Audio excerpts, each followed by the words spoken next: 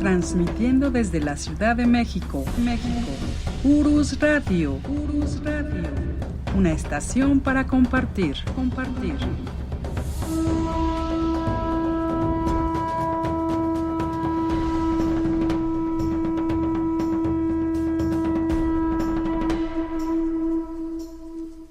Hola, ¿qué tal? ¿Cómo están, amigos de Urus Radio? Aquí estamos con ustedes nuevamente transmitiendo su programa de la verdadera historia de México. Los saludos, soy Doris y también está con nosotros el profesor Francisco Mendoza, que muchos de ustedes ya lo conocen, es quien nos habla de México de una manera diferente. Los saludamos. Profesor, ¿cómo está? Buenas noches. Licenciada, buenas noches, amigos de Urus Radio, muy buenas noches tengan todos ustedes, con el placer de estar un lunes más por aquí, licenciada. Un lunes más y con la serie que tanto esperábamos de la segunda intervención francesa, profesor. Sí, licenciada, sí, se está poniendo bien intenso esto porque la segunda intervención comenzó así, intensa, porque es una continuación de los problemas que ya teníamos en México. Muy bien. Hay algunas aclaraciones, profesor, que nos hacían comentarios, ahorita no recuerdo quién, pero sobre la beatificación de Pío VI. ¿Sí? Noveno. Pío noveno. Sí, fue un lapsus que yo dije canonización, realmente fue beatificación.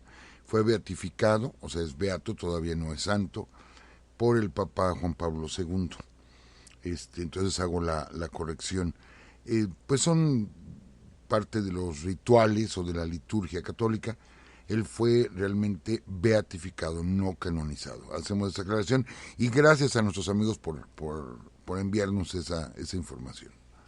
Había también otra aclaración, pero, profesor, no recuerdo.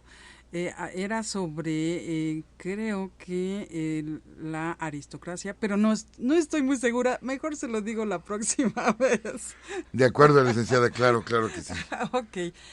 Continuamos con esta serie ya en el episodio número 2. Sí, licenciada, y pues ya no vamos a decir cuántos van a ser porque siempre nos pasamos. Entonces, pues los que sean necesarios, licenciada, para platicar de lo que es la intervención francesa. Solamente, pues, no sé, usted nos va a recordar al rato, ¿verdad?, los compromisos que tenemos esta semana, pero mañana nos vemos en Puebla. Bueno, mañana salimos para Puebla y nos vemos pasado mañana allá en Puebla. Así es, nos vamos mañana, en la tarde estará el profesor dando una conferencia, pero es privada, y el miércoles estaremos ya en el Museo de Sitio, ¿verdad? Y bueno, ya les daremos todos los datos al final, para que empecemos con esta serie, más bien con este episodio, profesor. Sí, solamente hacer una pequeña aclaración, amigos. Lo decíamos la semana pasada, de que es un tema todavía muy controvertido. Han pasado 150 años y seguimos discutiendo muchas situaciones de la intervención francesa. Afortunadamente tenemos mucha documentación. Hay muchos autores, existen de las personas que lo vivieron, pues sus testimonios, hay muchos libros, etcétera. Tenemos muchas fuentes, afortunadamente. Pero aclarábamos que no va a ser una serie sobre Benito Juárez o una serie sobre Maximiliano. Quizás después lo hagamos, pero ahorita es la intervención francesa. Entonces, bueno, pues ya me gané el adjetivo de comecuras, ya me dijeron. Sí, ya le dijeron. Ya me dijeron comecuras. No, amigos, no es así. Si ustedes escuchan nuestros programas, pues hemos hablado bien creo que lo merecen, de muchos misioneros durante el virreinato de la Nueva España. Hemos hablado de grandes personalidades, Fray Toribio de Benavente, Fray Bartolomé de las Casas, Tatabasco, en fin, sobre una labor evangelizadora muy, muy importante, una labor educativa. Hemos de alguna manera simpatizado con la Compañía de Jesús, sí, o sea, los jesuitas, en fin, y bueno, pues nosotros hicimos algunas menciones la semana pasada y ya soy come curas, ¿no? Pero, profesor, también usted ha hablado de sacerdotes que intervinieron en la lucha por la independencia.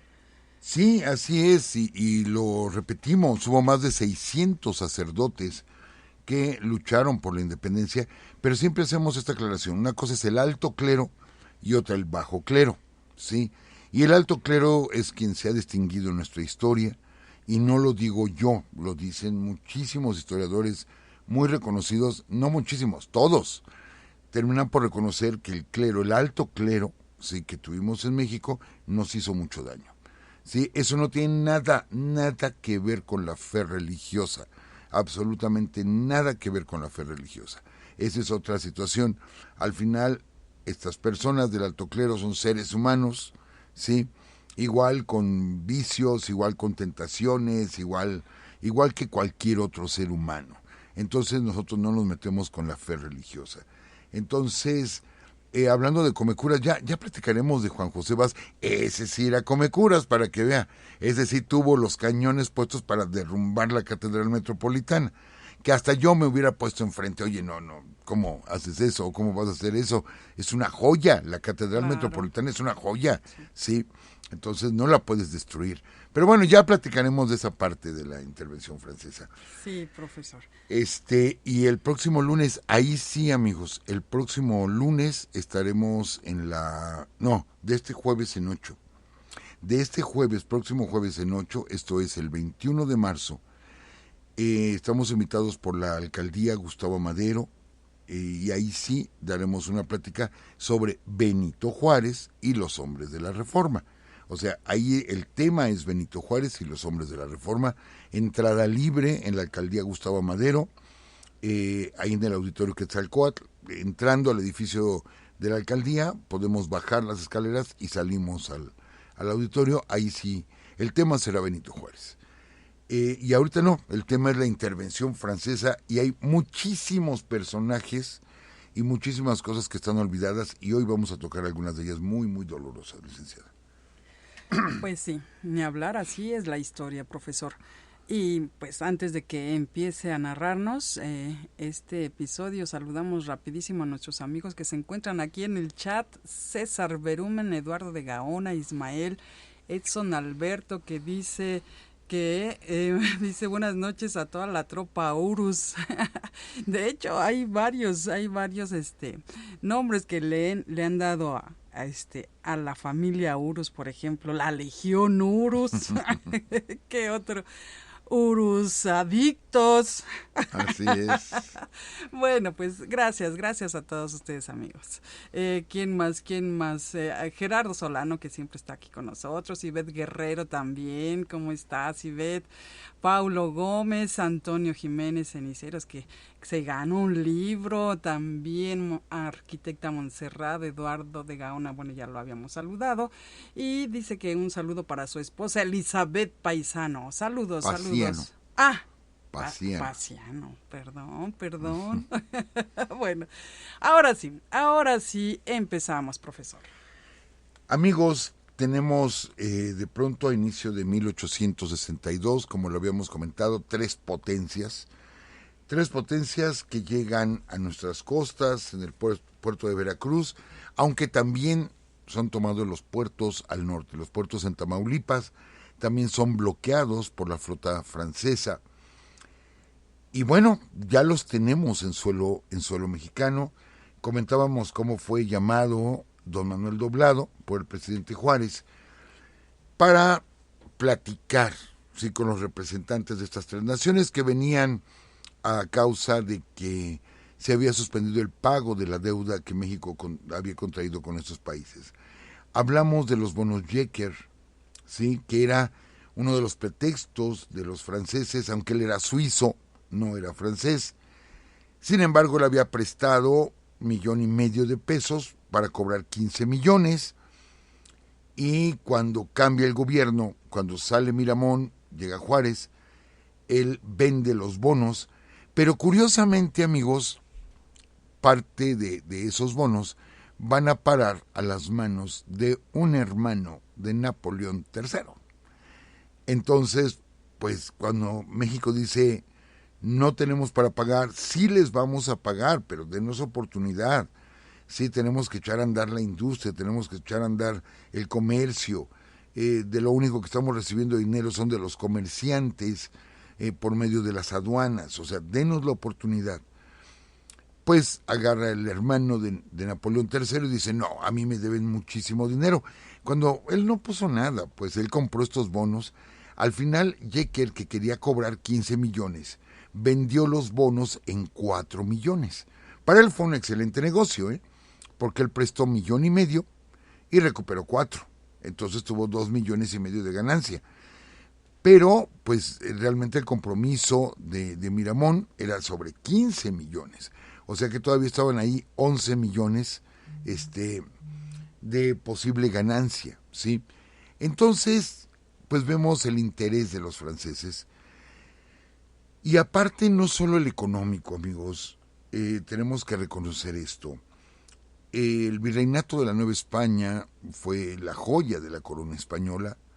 No devaloro a los otros virreinatos, mis respetos. También son riquísimos estos virreinatos, pero el de la Nueva España se hacía notar. Y al momento de que nos independizamos, como decíamos, entramos en una serie de conflictos en México que no parábamos, subían y bajaban presidentes, teníamos golpes de Estado, teníamos levantamientos, en fin, una serie de problemas en México que no nos permitía, asentarnos. Y esto nos llevó a perder la guerra contra los Estados Unidos 46-48, nos lleva a perder la guerra, perdemos la mitad de nuestro territorio y los norteamericanos comienzan a expandirse. Ya les habían vendido la Luisiana, España les había vendido Florida, ellos toman la mitad del territorio mexicano, llegan hasta California, ¿sí? Entonces ya están desde el Atlántico hasta el Pacífico y se siguen expandiendo. Entonces Francia ve con preocupación la expansión norteamericana. Parte de la idea de Napoleón III, fíjense, vamos a hablar hoy de batallas, ¿sí?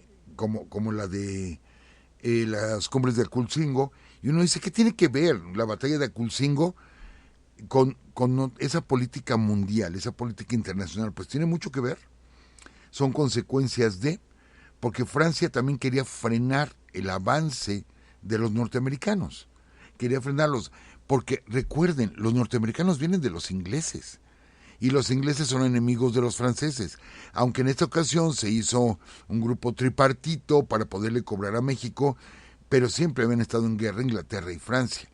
E Inglaterra también ve que los norteamericanos sí son de origen inglés, pero están creciendo como una potencia, ya se les independizaron y hay que frenar a los norteamericanos.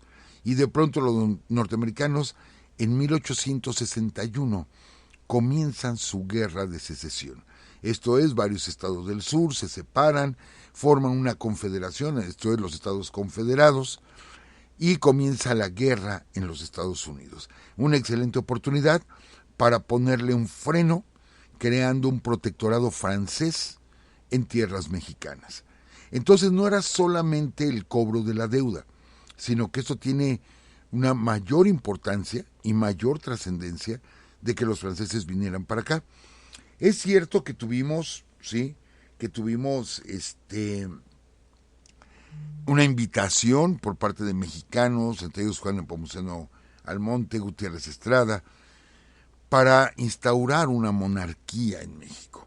Esto no es nuevo, amigos, esto no es nuevo. Sabíamos, es más, nos independizamos y pusimos una monarquía. Y hubo muchas voces que pedían una monarquía, que consideraban que no éramos capaces los mexicanos de gobernarnos a nosotros mismos. ¿Por qué? Porque estábamos divididos, ¿sí? El típico, liberales con conservadores. Y seguíamos divididos, entonces había que traer a alguien del extranjero. Recuerden que cuando comienza la intervención norteamericana, Mariano Paredes Arrillaga siendo presidente, propone volvernos a convertir en colonia española, por ejemplo. El chiste es que nosotros mismos, nuestras luchas internas, este conflicto, ¿sí?, que se ha llevado años y años y años, nos está afectando. Y ahí vuelvo a mencionar la cuestión del clero. Mientras que los Estados Unidos de Norteamérica comienzan a crecer y a crecer y a crecer y a desarrollarse y viven en paz hasta su guerra de secesión, pues nosotros estamos todo el tiempo en guerra, en combate.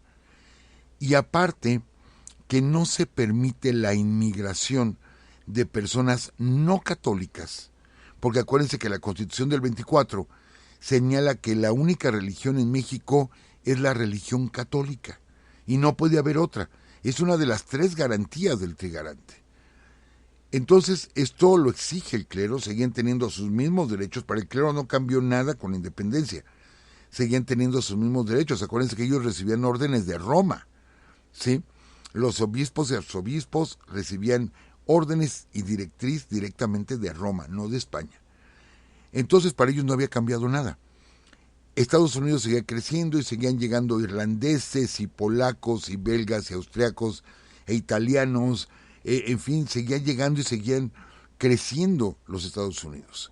Mientras México se había quedado de alguna forma detenido en su desarrollo por los problemas y porque no se permitía la inmigración, tenían que ser por fuerza católicos para poder emigrar a México.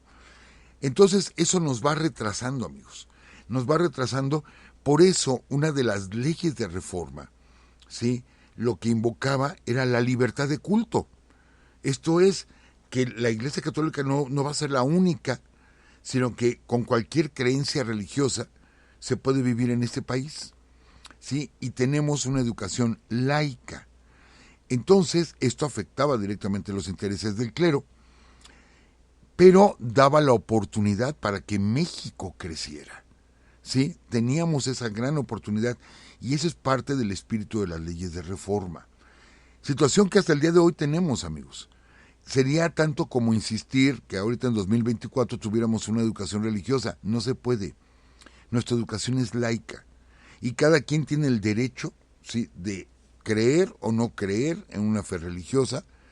Y si cree en una fe religiosa hay diferentes y cada quien puede elegir la que más le guste, con la que más se sienta tranquilo, ¿sí? Y nadie nos puede decir nada por nuestras ideas religiosas. Esto viene desde allá, pero llegó tarde, ¿sí? Aunque qué bueno que llegó, pero llegó tarde, puesto que, insisto, Estados Unidos, ellos sí lo permitieron y llegaron gentes con diferentes fe religiosas. Es un país normalmente protestante, hay muchas iglesias y no podemos negar, incluso, amigos, incluso que los norteamericanos es un pueblo muy religioso, muy, muy religioso, no con el estilo religioso de México o de los países del resto del continente, no, pero incluso ustedes vean que hasta sus presidentes cuando juran que van a tomar el poder, juran sobre la Biblia, juran sobre una Biblia. Su moneda, la famosa frase, "In God we trust", o sea, en Dios confiamos. Es muy común los domingos que en una familia, pues el domingo el papá va a una iglesia, la mamá va a otra iglesia, los hijos van a otra, y todos van a sus actos religiosos, a sus actos de fe. Viven en paz, entre comillas. Yo sé que ha habido problemas, ¿no? Y tenemos Ku Klux Klan y tenemos varias cosas, yo lo sé, pero digamos, en términos generales, ¿sí?, esa es la estructura religiosa de los Estados Unidos. Confían y creen en Dios. En cambio, México, les digo, nos quedamos únicamente con la Iglesia Católica hasta que llegan las leyes de reforma. Sin embargo, todavía se siguió presionando mucho en esta parte. Porfirio Díaz no quiso meterse en líos con la Iglesia y es hasta la reafirmación de las leyes de reforma en la Constitución del 17 que se generan de nuevo problemas cuando se empieza a aplicar, ¿sí? Y ahora sí que no sea letra muerta, vamos a aplicarlo. Y se da una guerra religiosa en México que fue la Guerra Cristera. Entonces, amigos, vemos que sí hay mucho en esta cuestión de los intereses del clero, los intereses de los militares también. Recuerden, ¿sí?, que la ley Juárez precisamente dictaba esa parte, ¿no? La desaparición del fuero eclesiástico y del fuero militar. Pero bueno, haciendo esa aclaración, amigos, pues regresemos con los franceses, que vemos que aunque Manuel Doblado habló con los ingleses, habló con los españoles, los convenció, ellos creyeron, reconocieron al gobierno de Juárez, dijeron sí, sí te creemos, sabemos que están en problemas y sabemos que nos van a pagar. Y con ellos teníamos las deudas más grandes, 8 o 9 millones con España, creo que 45 o 50 millones con Inglaterra, y con Francia únicamente 3, más los 15 millones de los bonos Jecker. Los 15 millones de Jecker. Que bueno, eso fue parte de la discusión. Y los franceses dijeron, señores, pues hasta aquí acabó nuestra sociedad y yo avanzo. Aparte hay otro problema, amigos. El puerto de Veracruz, nuestro querido puerto de Veracruz, el clima no era benigno para la gente que llegaba o la gente que vivía acá en la parte alta del país. Tenían que cruzar Veracruz rapidísimo. ¿Por qué? Por el vómito negro, por la fiebre amarilla, por diferentes padecimientos que se daban en el puerto de Veracruz. Entonces las tropas que habían invadido habían avanzado, le habían pedido permiso al gobierno mexicano, el gobierno mexicano había accedido de buena voluntad, avancen, ¿sí?, hasta una altitud más benigna, que sería Córdoba y Orizaba. Y ahí se dan los tratados de la soledad, donde se retira Inglaterra, se retira España, con el compromiso de México de que se les va a pagar. Pero Francia no. Francia dice, ya, voy a continuar. Pues ya era más que obvio, si era a los que menos se les debía dinero. Entonces, claramente la intención de los franceses era apoderarse del país. Era bastante claro. Ellos no solamente tuvieron como pretexto esa deuda, pero ellos lo que buscaban era apropiarse del país. Sí, era lo que estaban buscando. Eso no lo podemos negar, amigos. No lo podemos negar. Que claro, todo esto se disfraza con que venimos a liberarlos, con que venimos a poner orden. Sí, ese es el pretexto que dan todos los países imperialistas. Absolutamente todos. Entonces Francia no fue la excepción. Y dice, pues vengo a quitarles de encima a este señor Juárez, ¿sí?, que solamente está acabando con esta nación. No era cierto, ellos querían el país, era lo que les interesaba. Sabían de la riqueza enorme, enorme que teníamos en México. Les repito, 50 años antes era el virreinato y de ahí era donde se enriquecía España, ¿sí? Entonces ellos querían ahora esta riqueza. Avanzan, amigos, y bueno, México viene de la guerra de reforma, pero aparte venimos de una independencia, tenemos 40 años apenas que nos independizamos, 15 años que nos enfrentamos a los americanos y perdimos, 3 años de guerra de reforma, en fin, les digo, sí había pobreza en México, aunque teníamos muchos recursos, pero no había tiempo todavía como para poder hacer andar el país. Quien lo vino a hacer fue Porfirio Díaz, eso es cierto, le tocó a Porfirio Díaz y por eso se dio tanto crecimiento. Pero pues cuando se quiere empezar, de pronto tenemos a los franceses encima y se van a ir hasta el 67. Entonces avanza. ¿Qué es lo que pasa, amigos? Juárez llama al ministro de guerra, en ese momento era el general Ignacio Zaragoza, lo llama para que reorganice, ¿sí?, al ejército de Oriente, que ya no existía como tal. ¿Por qué? Porque pues los ejércitos se habían movido hacia Querétaro, hacia el Bajío, hacia Guanajuato, hacia muchos lugares durante la guerra de reforma. Habían estado por allá peleando, entonces había que formar de nuevo un ejército. Amigos, no es lo mismo el ejército francés, que realmente era el mejor ejército del mundo. Sí, totalmente disciplinado, venían de la guerra en Crimea, de la guerra en Argelia, era un ejército sumamente experimentado.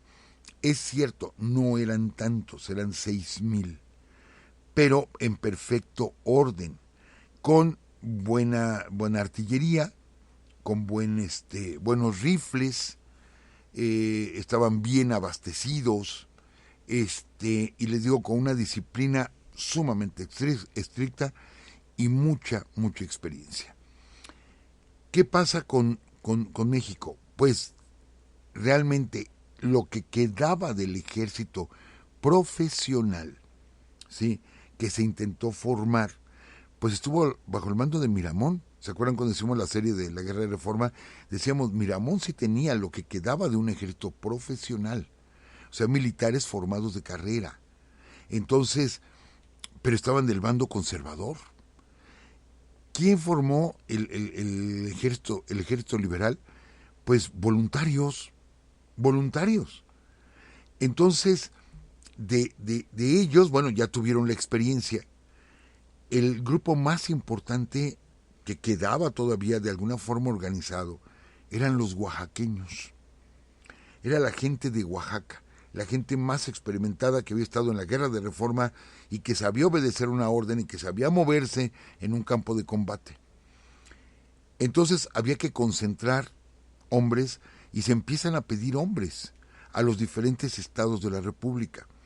Recuerden, amigos, que tenemos un antecedente: la guerra contra los Estados Unidos, donde Melchor Ocampo y el mismo Santana proponían vámonos a la guerra de guerrillas. Se decidió que no, se hizo la rendición con Manuel de la Peña y Peña, y bueno, no se dio la guerra de guerrillas. Pero también es cierto que muchos estados no apoyaron cuando la intervención norteamericana.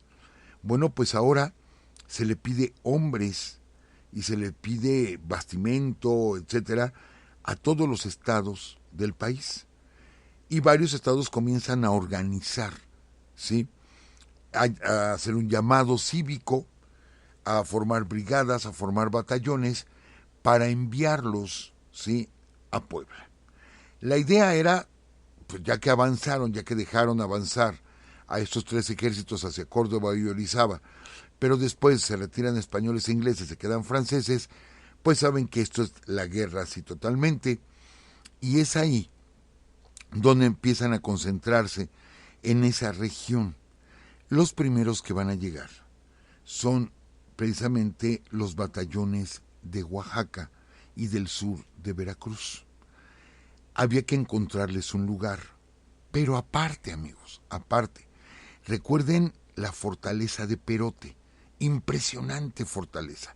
Si no han ido, amigos, visiten la fortaleza de Perote, es impresionante. Esta fortaleza, que se había construido en la época virreinal, etcétera, era donde se guardaba, ¿sí?, pólvora, armas, balas. Allí estaban guardados en la fortaleza de Perote. Para llegar a Orizaba y Córdoba, los franceses van a pasar por ahí. Sería tanto como entregarles todo ese arsenal. Entonces lo que hacen, ¿sí?, es dar la orden de sacar todo el arsenal de la fortaleza de Perote. Entonces eran cajas con balas, era pólvora, muchos barriles de pólvora, armas anticuadas, pero bueno, disparaban por lo menos, cañones que se pudieran mover, etcétera, sacarlos y llevarlos más tierra adentro, o sea, más hacia el centro. Pero había que guardarlos, había que conseguir una bodega. Y es entonces que piensan en la colecturía, ¿sí?, de San Andrés. En ese tiempo era San Andrés Chalchicomula. Y se llevan todo este material, la pólvora, rifles, etcétera, y los meten en el edificio de la colecturía.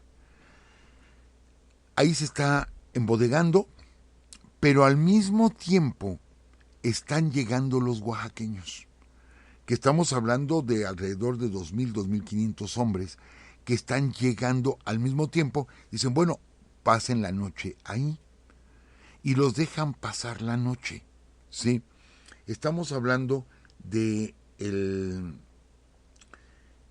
6 de marzo, que un día antes, el 5 de marzo, había desembarcado Lorenzés y traía algunos refuerzos, traía a los suavos argelinos, traía a los cazadores de África, lo había nombrado comandante Napoleón III. Un día antes había llegado Lorenzés al puerto de Veracruz y el día 6 de marzo entran los soldados a la colecturía. Son muros enormes, amigos, enormes estos muros, era una fortaleza. Y se está haciendo el manejo o el movimiento. ¿Por qué? Porque entran los soldados, pero no hay espacio para los soldados. Entonces hay que hacer movimientos de todo el arsenal que se había guardado ahí para que puedan pasar la noche, pues estos soldados oaxaqueños, que aparte llegaron con muchas, por así decirlo, soldaderas, y deciden quedarse ahí. Pero amigos, están en un polvorín, Hay muchas versiones, o bueno, algunas versiones de lo que sucedió. Algunos dicen, amigos, que como estaban moviendo las cajas y los barriles con pólvora y estaban haciendo cuentas, un soldado, se alumbraban con velas, lo hacía muy, pues, sin precaución, y ponía la vela sobre las cajas de pólvora para tomar nota y anotar lo que estaban moviendo y hacia dónde se lo estaban llevando, etcétera, y que la vela se cayó, ¿sí? Otra versión dice que era una de las soldaderas que entró con una vela al polvorín y que de pronto puso la vela sobre una caja de pólvora. Otra versión dice que las soldaderas estaban cocinando y que de pronto se desató un terrible viento y que las chispas volaron y varias chispas cayeron en el polvorín. Otra versión dice que había sido un atentado y que había gente conservadora y que ellos son los que provocaron la explosión. No sabemos cuál es la historia real. De estas 4 versiones que yo les platiqué, son las que he leído, seguramente hay más. La cuestión, amigos, es que a las 8:12, la hora está perfectamente registrada, del 6 de marzo de 1862, explota el polvorín, ¿sí? Con cientos de hombres y de mujeres adentro. Explota el polvorín. Ahora, amigos, les repito que los muros son grandísimos, anchísimos, de metros, ¿sí? Están anchísimos, porque se guardaban bienes, se guardaban los diezmos de la iglesia ahí. Entonces, era una fortaleza. ¿Qué es lo que pasa, amigos? Al momento de explotar, si las paredes hubieran sido muy frágiles, con la explosión las paredes salen volando. Sí hubiera habido muchísimos muertos, sí, yo lo sé, pero no tanto porque fue una explosión interna, amigos, que los mismos muros detuvieron la explosión. Y esto provocó que todo se concentrara en un solo punto, ¿sí? Que esto afectó, que salieron volando pedazos de techo, que las casas de los lados acabaron inclinadas y algunas derrumbadas. Sí, porque así fue de grande la explosión. Pero estoy hablando de los que estaban dentro. ¿Qué posibilidad tenían de salir? Ninguna. Estaban metidos en una caja de piedra, ¿sí? Y esa caja explota por dentro. Entonces, imagínense lo terrible de la explosión. Lo terrible de la explosión. De tal forma, hay muchos datos que se habla de 1,200 muertos, 1,500 muertos, solo soldados, ¿eh? Se habla de 400 soldaderas, 500 soldaderas. He leído algunas versiones que habla de 2,000 soldados muertos. O sea, fue terrible. Aparte, gente del pueblo, gente de los alrededores. Los muros no cayeron, ¿eh? Los muros resistieron. Por eso les digo, los muros detuvieron la onda expansiva.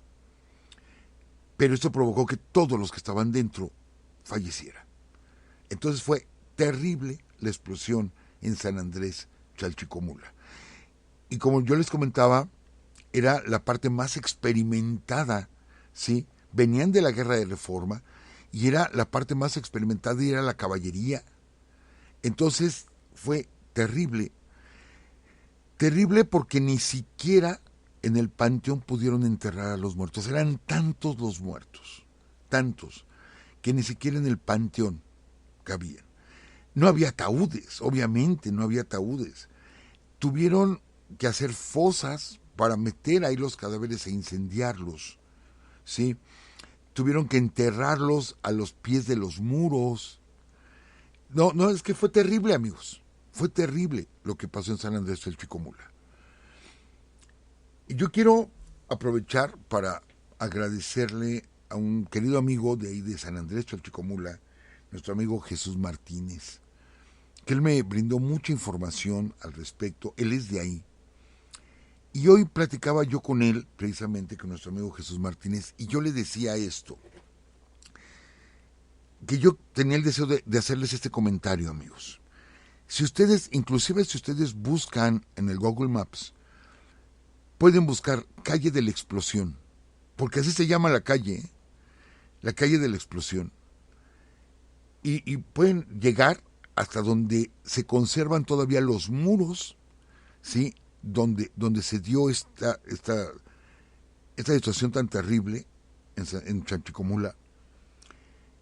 Están muy pintados de blanco, etcétera, pero ahí están todavía, ahí están.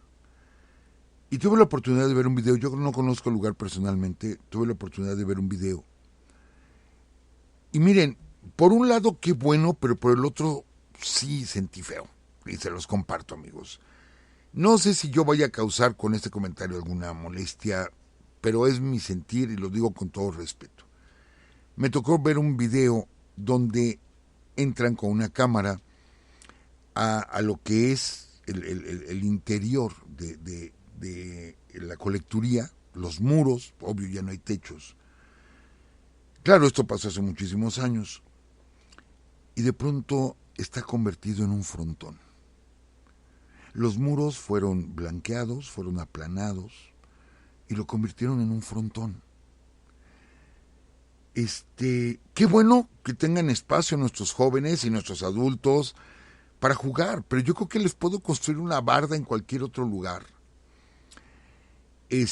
Hasta el día de hoy, amigos, cada 6 de marzo viajan presidentes municipales, entre ellos el de Tehuantepec, viaja gente de Oaxaca, viaja gente de Veracruz y hacen un homenaje todos los años recordando a sus muertos, ¿sí? Y llevan danzas rituales, etcétera. Todos los años van a Chalchicomula. Hay placas recordando a los miles que murieron ahí, y que ellos iban a defender al país. Entonces, yo no dudo que... Yo me acuerdo en mi secundaria, caray, afuera de la secundaria, nos poníamos a jugar frontón en las bardas de los talleres, pero estábamos por fuera, pues. Y donde vemos una barda, ahí nos ponemos a jugar frontón. Por eso les digo, si ponen bardas en otro lado, los jóvenes ahí se van a ir a jugar. ¿Por qué destruir esta evidencia histórica, no? ¿O por qué taparla? Yo comentaba con nuestro amigo Jesús Martínez, digo, es como si ahorita fuéramos a Puebla y de pronto resanáramos toda la fachada de la casa de los Cerdán, que ahí están, o sea, toda la fachada está perforada de balas. Es un testimonio del inicio de la Revolución Mexicana. Entonces voy y aplano todo, pues para que se vea bonito, ¿no? Y estoy dañando con esto una página de la historia, ¿sí? O sea, yo no haría esto. Es como, vamos, vean ustedes fotos de Hiroshima, y en Hiroshima esa famosa bóveda, ¿sí? Esa famosa bóveda, ya toda la ciudad está reconstruida y los japoneses, vamos, han reconstruido todos, pero la bóveda ahí está. Esa bóveda que aparece en las fotografías, en las primeras fotos que se tomaron después de la bomba atómica, y que es símbolo de la ciudad, está tal y como cuando cayó la bomba. Está tal y como, no se ha tocado. ¿Por qué? Porque es un testigo de lo que sucedió, ¿sí?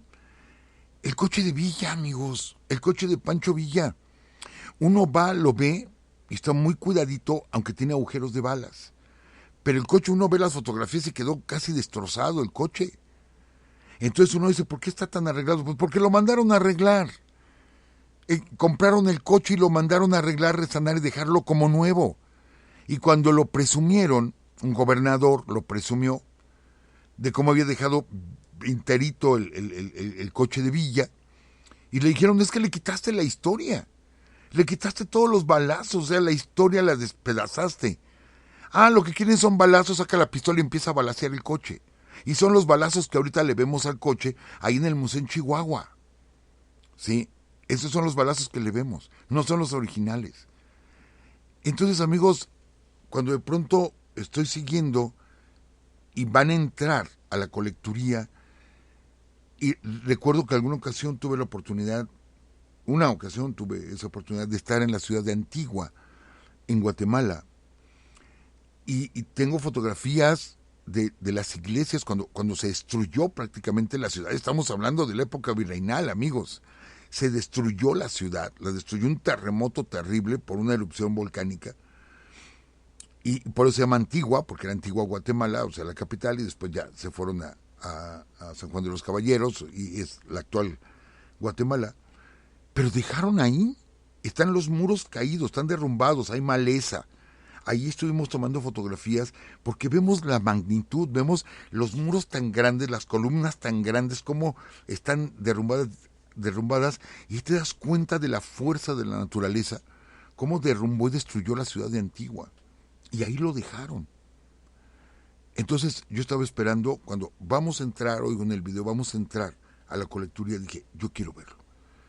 Y de pronto entra y vemos que pintaron las paredes, las aplanaron, y que juegan frontón ahí. Les digo, no estoy en contra del deporte, claro que no. Qué bueno que hagan deporte, qué bueno que tengan esos espacios, pero ¿por qué ahí? Es una opinión personal, amigos. ¿Por qué ahí? Ahí que murieron cientos, miles de personas, que es un testigo, que es un testimonio de lo que pasó. Y cuando platicaba con nuestro amigo, me decía, no, y hace tiempo quisieron hacer una cancha de fútbol ahí. Y los vecinos nos tuvimos que reunir y hablar con el INAH, y pudimos detener que se construyera una cancha de fútbol ahí. Amigos, eso es lo que de pronto sí da coraje, de que destruyamos así nuestro patrimonio histórico. Que duele, claro que duele, pero es importante porque es un testimonio, caray. Y lo borramos, ¿sí?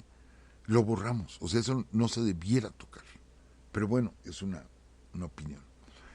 La cuestión es que Ignacio Zaragoza le informan de la muerte y la desaparición casi de los soldados oaxaqueños. Sobrevivieron muy pocos. Sin embargo, fueron a pelear a Puebla. Gente de Chalchicomula también fue a pelear a Puebla, a pesar de todo esto.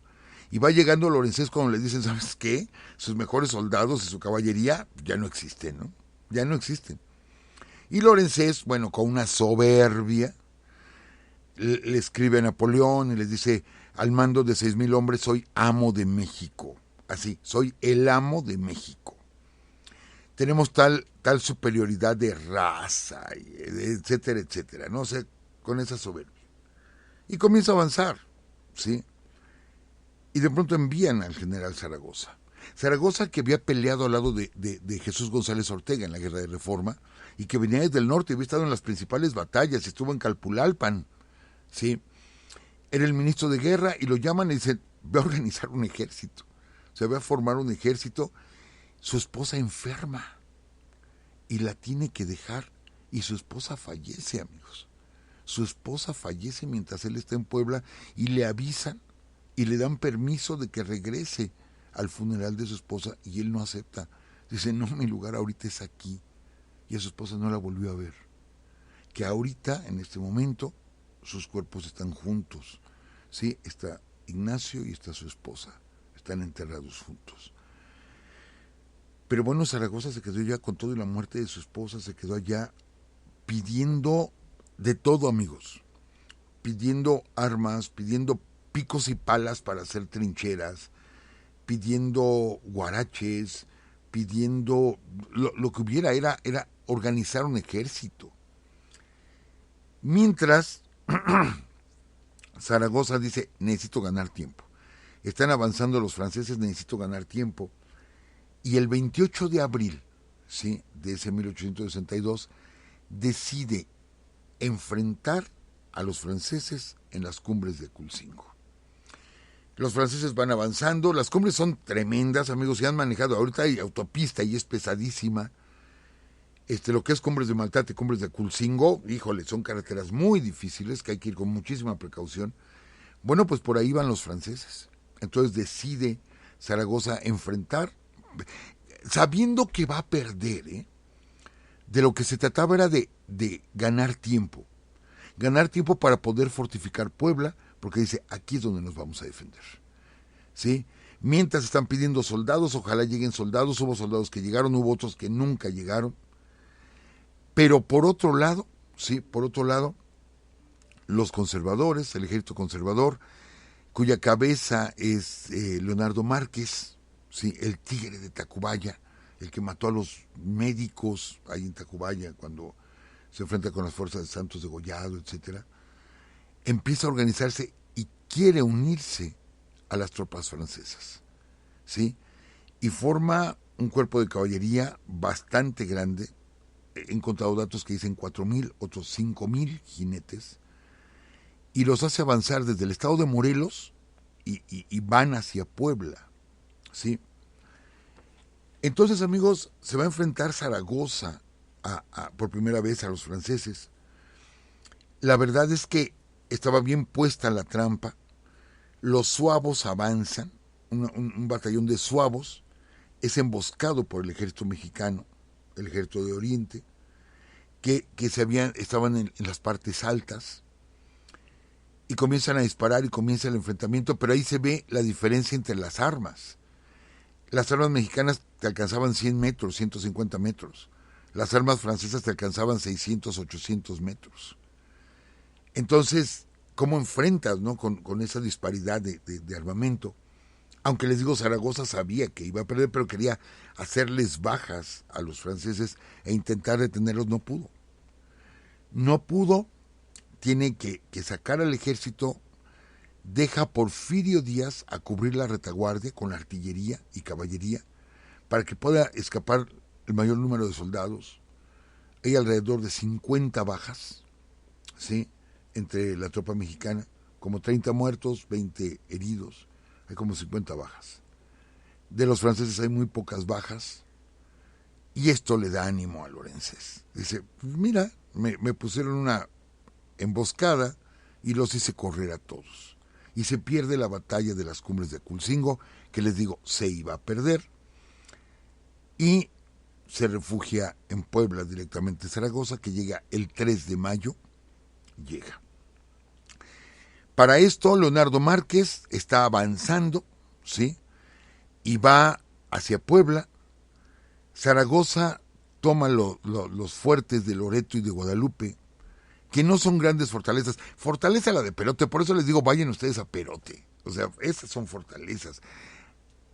Claro, mis respetos para Loreto y Guadalupe, pero son muy pequeñas fortalezas. Son muy pequeñas. Y ahí se va a preparar y empiezan, como pueden, no tienen herramienta. Les digo, pide picos y palas para poder hacer trincheras. Pide apoyo a la población en Puebla, ¿sí? Y la población tiene prohibido apoyar al ejército de Oriente por órdenes del obispo. Y el obispo dice, no los pueden apoyar porque los franceses vienen a libertarnos y no los pueden apoyar. Entonces se da la orden de que todos los hombres, ¿sí?, de 18 a 50 años de edad tienen que presentarse ante el ejército de Oriente. Todos tienen que pelear, si no, se les va a considerar traidores. Los empleados públicos, todos se tienen que presentar, todos los empleados públicos se tienen que presentar. Pero ni siquiera había armas, y las armas que había armas de la independencia, amigos, había armas de la independencia. Acuérdense que Guadalupe Victoria es el primero que compra armas, ¿sí? Y llegan un montón de armas napoleónicas. Como ya habían acabado las guerras napoleónicas, pues había un montón de armamento que para ellos ya era obsoleto y se lo venden a Guadalupe Victoria. Los ingleses le venden muchísimos rifles a Guadalupe Victoria, pero son rifles que se usaron en 1810, 1815, 1820.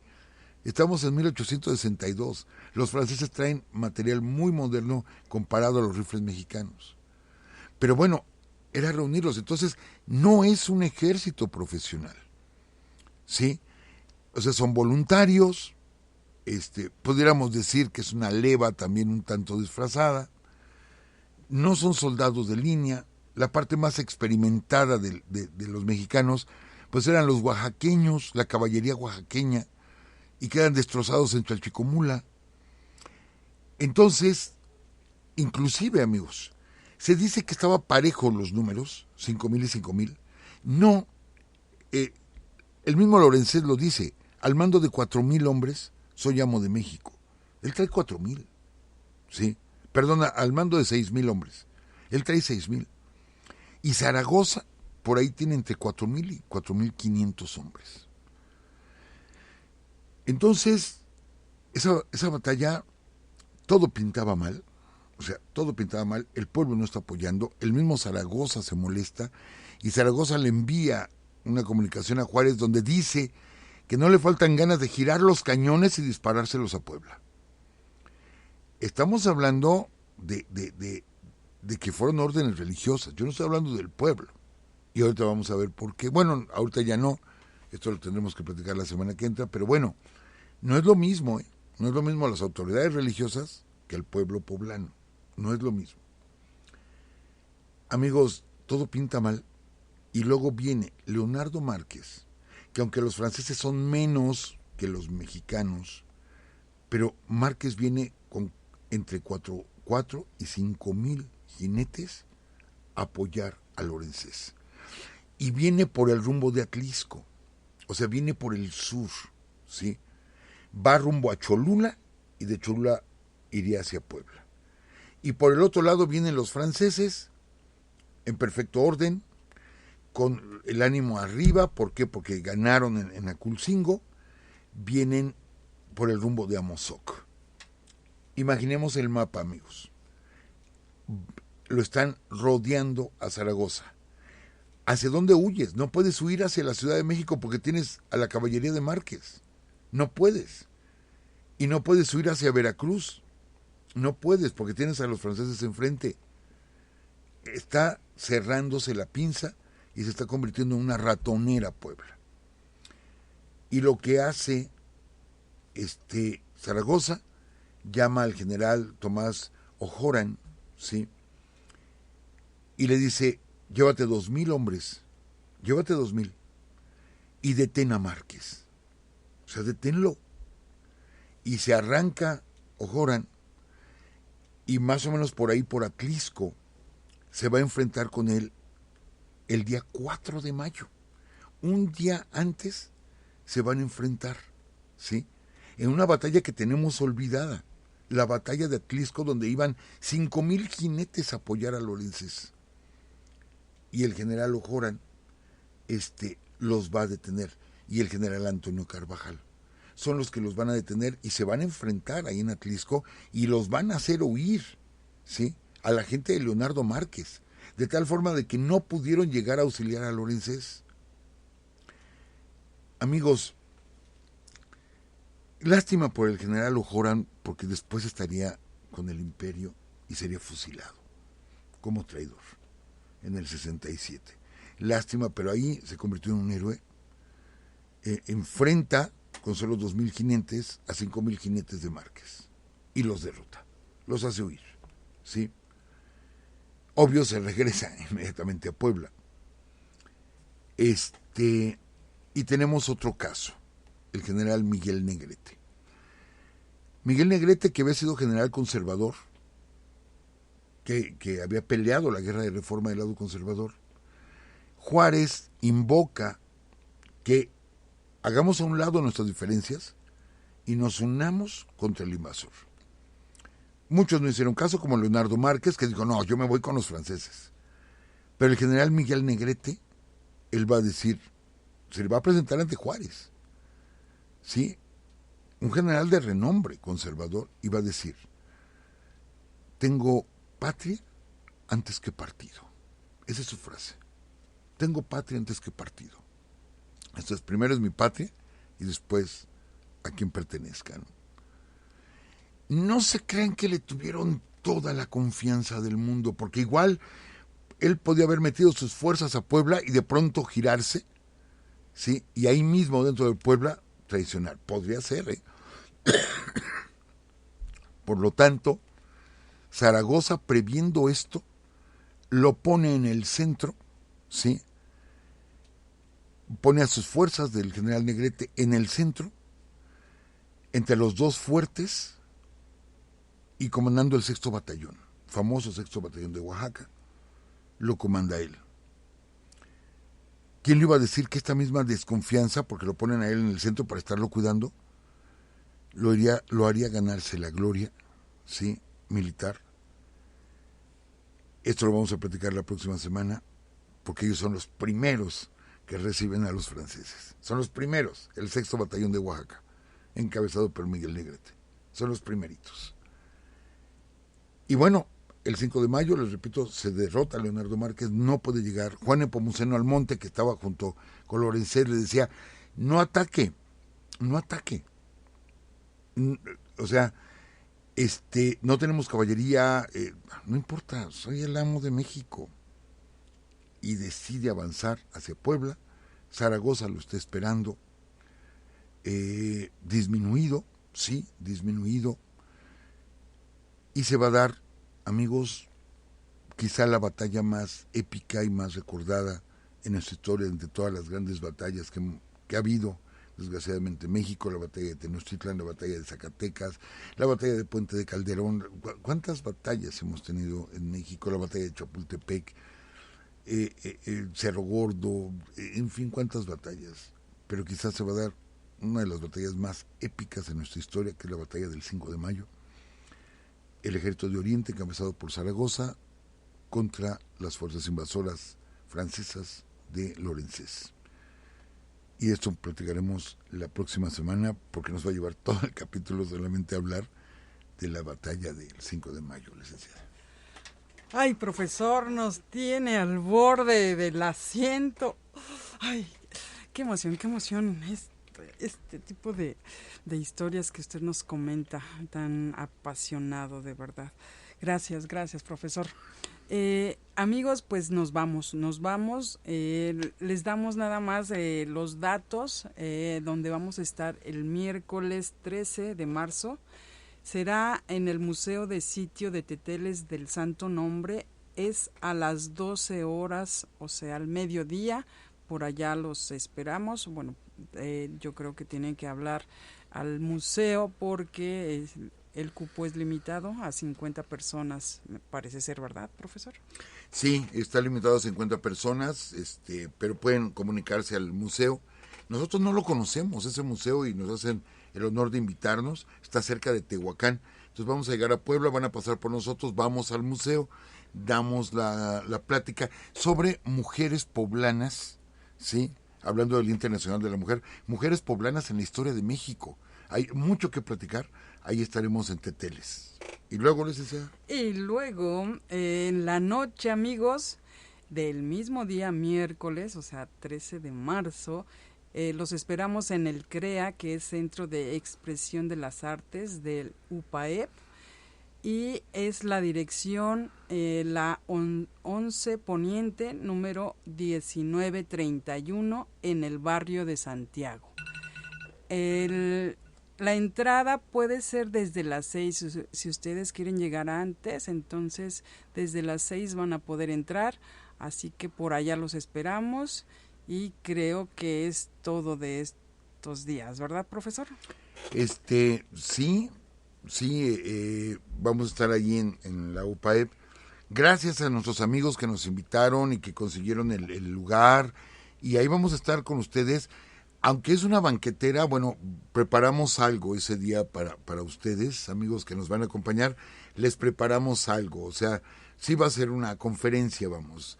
No nada más va a quedar en una plática, sino una pequeña conferencia que vamos a dar. Gracias a nuestros amigos de Puebla, en serio, que bueno, ustedes siempre nos han recibido excelentemente. Y pues ahí estaremos, licenciada, ahí estaremos. Ya el otro día regresamos a Ciudad de México, pero ahí estaremos, amigos. Ojalá puedan asistir. Y el próximo lunes, licenciada, antes de la transmisión del programa. Sí, dígalos. Antes de la transmisión del programa, amigos, por X o Y circunstancia técnica no se dio la vez anterior, pero esta vez parece ser que sí. El próximo lunes va a estar Urus Radio en televisión digital. El canal es WOW, o sea, WOW, WOW TV MX. A las 4 de la tarde es la transmisión en vivo y se va a quedar el programa guardado en YouTube. Y bueno, pues llegamos ahí por ustedes, amigos. Ustedes nos han llevado para allá. Gracias por todo el apoyo, nos consideraron y vamos a tener un programa al mes hablando de varios temas. El tema de la próxima semana va a ser la historia del vino en México, porque es la Casa Merché, Casa Vitivinícola, quien patrocina el programa, Casa Merché. Entonces vamos a iniciar con la historia del vino en México, cómo llegó el vino en México desde Cortés. Y vamos a platicar muchas anécdotas del vino. Tenemos una hora y ya va a ser un lunes por mes que vamos a estar en WOW TV MX. Sí, creo que es MX. Primero TV. MX y luego TV. Pero yo sé que nuestros amigos nos encuentran. Sí, en WOW. Exacto, en WOW. Y ahí vamos a estar. Y salimos de ahí corriendo para llegar aquí, para la transmisión del programa el próximo lunes, que hablaremos de la batalla del 5 de mayo, licenciada. Pues ahora sí nos vamos, amigos. Que estén muy bien. Por allá nos vemos en Puebla. Y vámonos, profesor. Gracias a todos nuestros amigos que amablemente nos acompañan todos los lunes, ya saben, aquí en el chat. Gracias, muchísimas gracias. Hasta luego y un abrazo para todos ustedes.